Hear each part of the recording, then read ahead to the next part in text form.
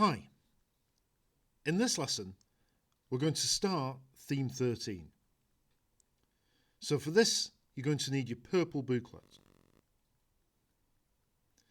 The theme is called Rocks Under Stress.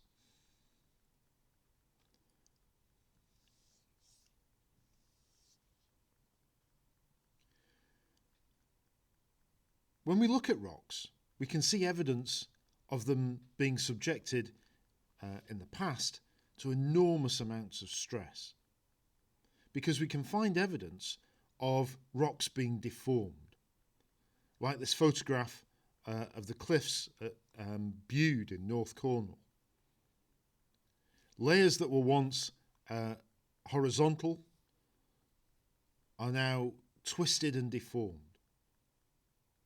As geologists, it's really important that we understand the processes that create this stress and the effects that it can have. So, let's get stuck into this theme. Now, as ever when we start a theme, our first job is to think about some of the key terms. So turn to the inside of the back cover. We have, as usual, what's in a word. These are some of the key terms that we need to understand to be able to make the most of this theme. So what I'd like you to do is try and come up with a definition for each of these terms. Some of them you may be familiar with, some of them we've mentioned already, others are going to be brand new to us. See what you can come up with. Remember, I don't know is a perfectly valid answer at the moment. Press pause and have a go at that now.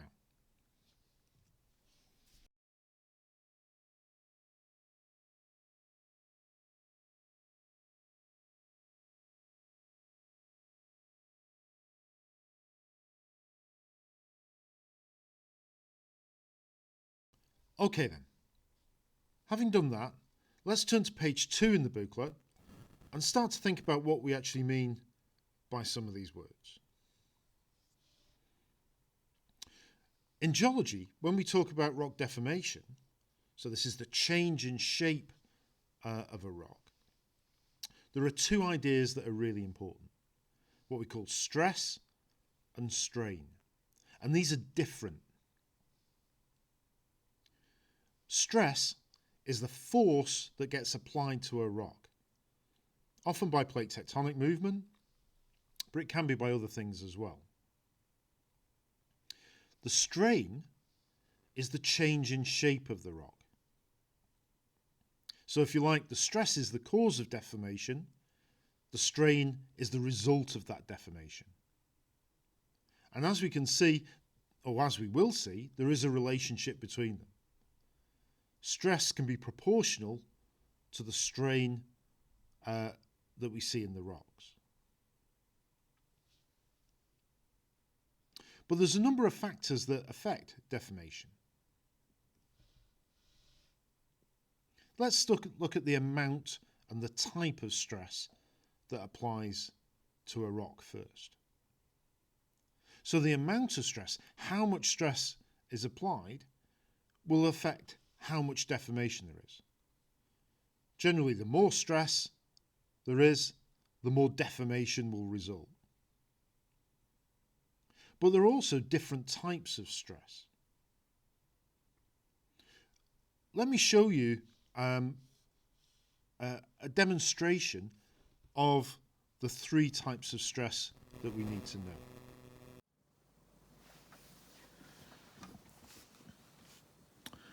So, let's look at the three types of stress and the effect they can have on rock. Now, clearly, trying to stress rock is a very difficult thing to do. So instead, we're going to use, if you like, some models of rock. In this case, made out of Play-Doh. So I've made up three roughly identical cubes of Play-Doh. And I'm going to subject these 3 cubes to a different type of stress on each. What I'd like you to do is I'd like you to describe the effect of each of these types of stress on each of these cubes. Let's start by looking at tensional stress. Now, tensional stress is where we have stress acting in 2 different directions, but that stress starts to pull the rock. So the stress is moving in opposite directions away from each other. So this orange Play-Doh cube has now been deformed by tensional stress. How has that changed? What's different about its shape? Is that change, for example, uniform across the whole of the shape?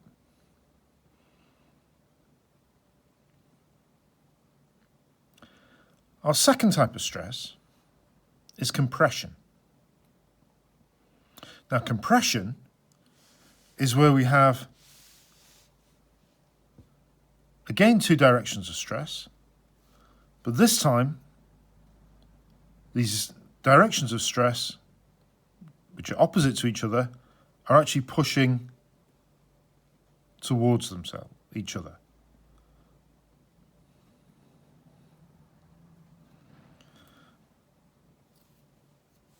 So the green cube now has been deformed by compressional stress.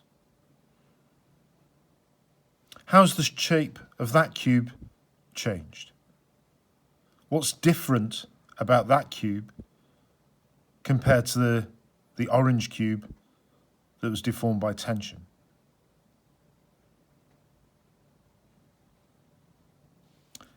The final type of stress we need to think about is one we may not have heard about before.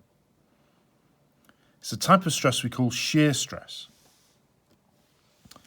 Again, the stress directions are opposite to each other, but in this case, not directly opposite.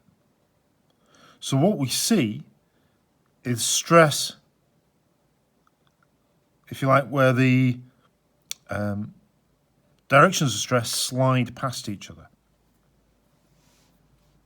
So the blue cube here is deformed by shear stress.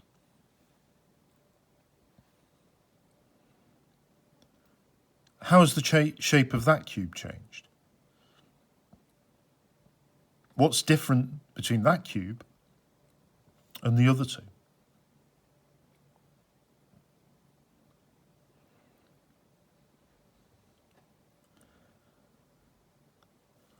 From this then, we can see that these different types of stress affect rocks in different ways. So it's possible for us, as geologists, to look at how the rock has been deformed, and from that, work out the type of stress it's been subject to. If we want to start thinking about relating that to bigger ideas in geology, how do each of these 3 types of stress relate to the plate boundaries that we studied way back in Theme 7? Can we link a type of stress that's going to be typical for the different types of plate boundary?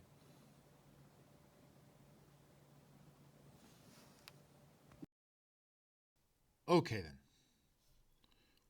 We can see that the type of stress that applies does have an effect on the strain.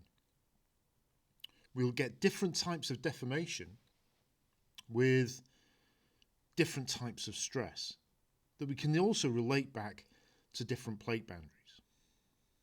But it's not the only factor that affects the deformation of rocks.